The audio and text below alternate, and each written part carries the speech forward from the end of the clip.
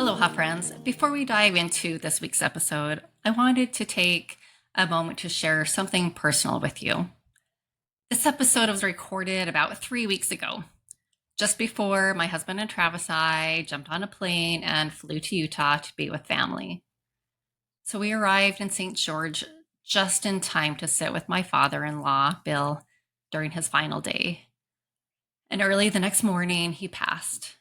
And that's why you haven't seen a new episode from me for a few weeks. I needed the time to be fully present, to grieve, to support, and to just catch up on daily tasks. But honestly, it feels incredibly fitting that this episode is about Aloha Friends, because these past few weeks have reminded me just how powerful that kind of love and connection truly is. So while in Utah, we were visited and introduced to so many true Aloha friends. I'm especially grateful for all of Travis's sisters, dear friends, and her community. People who showed up in just such meaningful ways, from warm meals and messages to generous acts of service. Our family has been surrounded by so much aloha. We felt the arms of the community holding us up through it all. And it's in these times you really realize Aloha friends aren't just nice to have, they're everything. Billy, he was an amazing man, strong willed yet gentle, loving, and just kind to the core. He really had a way of making just everyone feel safe and accepted, and his presence will be deeply missed. We've shared just so many memories together, and I'm grateful beyond words that I got to be there with him and with our family during that sacred time. He was an incredible example of what it means to be an Aloha friend, always offering support to others without needing recognition. At his funeral services, they were filled with just so many of his lifelong friends and family.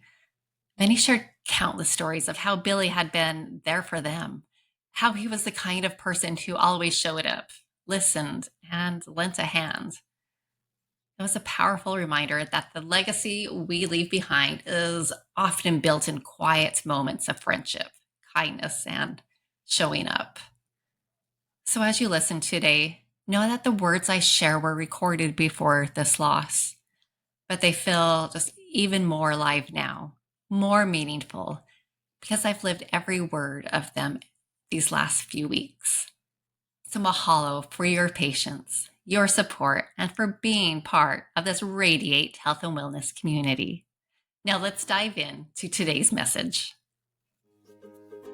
Aloha! Welcome to the Radiate Health and Wellness podcast, where we explore the vibrant world of health and well-being. I'm your host, Christine D. Ross, a board-certified health and wellness coach specializing in behavior change and nutrition, and author of Discover the Adventure of You and Health Beams. Join me as we uncover inspiring stories, practical tips, and transformative insights to assist you on your journey to radiate health and wellness.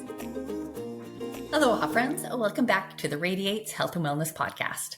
So if you have been following along with our summer reset series, we're continuing with the Beams method. So today we are diving into Aloha Friends. So now before we jump in, I would just like to take a moment to say mahalo. Thank you. Thank you for tuning in, for supporting the show, for supporting me, and for sharing it with the people you care about. So your support is what keeps me going, keeps this podcast going. And your presence here really does mean a lot to me. So lately, I've been reminded of just how much we need our people. I'm used to being the helper, the one bringing meals to friends when they're feeling sick or ill, giving rides to the airport, checking in on others. But this last season has turned the tables a little bit. So after caring for my mom and grieving her passing, when I came home, I was met with something just so simple, yet just so healing. A friend showed up at my door with a warm, home-cooked meal, and followed by flowers, a nice massage, heartfelt conversations. My community showed up for me without being asked. And now we're walking through another tender chapter. My father in law, Billy, is in his final moments or possibly days. And once again, I see the power of family just rallying together. So Travis's siblings have stepped in, helping with the hard stuff, the sacred stuff that no child ever imagines doing for a parent. And soon, in a few days, Travis and I will be flying out there to offer our love and support in person. So, however, whatever that means, to just be there, help bring peace and comfort as his dad prepares with the transition, or just being there for the family at this time. So, through his cancer journey, and especially now, I've witnessed how much just a simple visit can lift someone's spirit. Billy lights up when family and an old friend stops by, just when he seems to be going downhill and having a tough time. When somebody comes around, he just gets a sudden burst of energy. Like something in him remembers he's still connected, still loved, still seen. It's reminded me of this powerful truth. When it feels like there's nothing we can do to help someone, just showing up can just mean the world. Even if it's just sitting quietly, looking through old photo albums, sharing memories. But these small acts are really sacred gifts. And there's been just another moment that's been sitting in my heart that just reminds me of how powerful Aloha Friends can be. So after my mom passed, one of just the most touching things was seeing my dad's friends show up. Now, these are to me just a true example of Aloha Friends. They're lifelong companions, old work buddies who used to go running, they go hiking together. So they have been with each other for decades. But recently, week after week, they have showed up, taking my dad back into nature, letting him breathe the fresh air, helping him find steady ground again after this big shift in his world happened.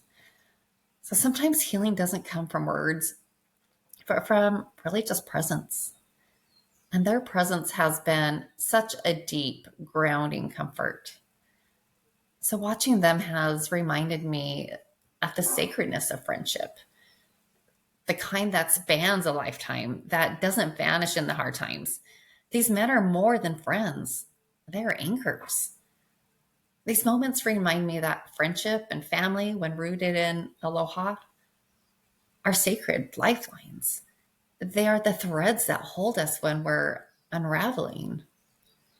So if you're going through a season where life feels heavy, maybe you're grieving, navigating a change, or just feeling just emotionally stretched, I want you to know this. You do not have to carry this alone. Sometimes we keep pushing through, putting on the strong face. It's okay, I'm fine, being the one that everyone else counts on. But even the strongest people need a place to land. Even the most giving hearts deserve to receive. And it's okay to say yes. Having your people, your Aloha friends, isn't just a sweet concept, it's essential. These connections keep us anchored when life tries to pull us under. They remind us we are worthy of care, not just for what we do, but for who we are. So if you felt isolated or like you've been holding it together with fraying threads, please take this as your reminder to reach out. Let someone in. Start with one honest conversation, one shared walk, one phone call where you say, hey, I could really use a friend right now. Because love multiplies when it's given space to move. So you may be asking, why do I call these friends Aloha Friends? So aloha isn't just a greeting, it's a way of living. You see, in Hawaiian culture, aloha means more than hello or goodbye, as we're told at many of these luau's, or I love you. It's really a way of being, of sharing space with others and respect, with sharing space with the land, respect and connecting to all there is. When I talk about Aloha Friends, I'm talking about the people who show up for you, not just when life is easy, but just when it's gut wrenching and raw. These are the people who listen without judgment, who allow you to be your true, authentic self, who offer a helping hand, who celebrate your wins and hold you through your losses. They're like your AAA. When your life breaks down on the side of the road, they don't just honk and wave, they stop, they stay, they bring gas, they change your tire or sit with you until the tow truck comes. Having these relationships is everything. And cultivating them, that's part of living a healthy, radiant life. So, in places known as the blue zones, regions in the world where people live significantly longer and healthier lives, did you know one of the most powerful common threads is community? Social connection isn't a luxury, it's a cornerstone of longevity. So, people in these regions have strong support systems. They walk with friends, they share meals together, they check in on one another. And science backs it up. Strong social bonds reduce stress, strengthen your immune system, lower the risk of chronic diseases, and even extend your lifespan. So, yes, eating healthy and exercising are important, but don't underestimate the healing power of a heartfelt connection. Having a trusted circle of Aloha friends might just be the most nourishing health practice of all. So, who are your Aloha friends? Think of the closest circle. Are they uplifting? Do they align with your values? Are they people who make your life lighter, brighter, and just more meaningful? So, as the saying goes, you are the sum of the five people you spend most time with. So, your friendships influence your mental health, your habits, even your outlook on life. So that's why the A in beams matters so much. It's not just about having friends, it's about having the right ones. Friends just rooted in the energy of aloha. So, how can you cultivate your aloha circle? So, here are a few ways to strengthen and expand those soul nourishing connections. So, first, clarify your values. When you know what matters to you, you naturally attract people who align with those values. Defining your principles assists you draw in friends who reflect them. For example, if you're passionate about living sustainably, joining a local environmental group or a hiking group might connect you with like minded individuals. And please take off the masks, be authentic, be yourself, let your true soul shine through. Let people see the real you. When you show up without masks or pretenses, the right people will meet you there and connect more deeply with you. I remember meeting someone at a retreat who later became one of my dearest friends because we both let our guards down early on. So another is do what you love together. Join a hiking group, attend a workshop, say yes to volunteering. When you participate in things that light you up, it becomes easier to meet people who share your passions. And that's how real connection begins, just sharing laughter, sharing joy. It's also stay open, welcome new people in, keep your heart soft, be willing to sit next to someone new, ask a curious question, or share a moment. Friendships often begin in just small, unexpected moments. Often the longest friendships begins with a simple smile, a compliment, asking a question, or introducing yourself to the person you're sitting next to in the waiting room. And be the friend you want to be. If you want support, offer it. If you want vulnerability, be vulnerable. If you crave laughter, bring joy. Kindness, consistency, and presence go a long way. It's a simple rule that often brings powerful results. Trust your gut. If you feel a natural ease and warmth around someone, honor that. You don't need to justify why someone feels right. Your gut often knows what your heart needs. And if something feels off, well, that's worth listening to too. Reach out when someone crosses your mind. When you just feel that little nudge thinking about a person, check in with them. Follow it. Send that text, that voicemail. You never know how much it might mean. So a friend just once told me that a random text I sent her made her feel seen on a day that she was really struggling. So just make time. Relationships don't thrive in the background. Prioritize them. Put a walk on the calendar, write the card, share the meal. Just small efforts add up. That half-hour coffee date could be the lifeline someone didn't know they needed. And always celebrate and support your friends. Be happy and celebrate success without comparing their life to yours. Your ups with their ups aren't good enough. Just leave that feeling of jealousy. This is their life. Be happy for them.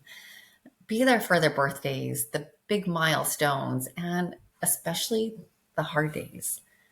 Show up with soup, a hug, or just a listening ear. That's the stuff friendship is made of. You'll never forget that friend who just sits with you in silence when you couldn't talk. It could just mean everything. And create rituals, whether it's a monthly dinner, a morning hike, a Friday night call. Rituals deepen connection and give you both something to look forward to and make memories together. Even something as simple as texting each other a daily gratitude can be powerful. So always remember, a friendship is a two-way street. Let's not forget, aloha is reciprocal. If we want deep, meaningful relationships, we have to be willing to show up to others too. So that might look like bringing the casserole or receiving one without guilt, letting someone cry on your couch, or being the one who breaks down. Aloha friends love without keeping score. They assist you in remembering who you are when you forget. And they don't walk away when things get uncomfortable. They walk toward you. So as we close this episode, I want to leave you with a few gentle questions to reflect on this week. Who in your life has truly shown up for you? How do you feel after spending time with your closest people?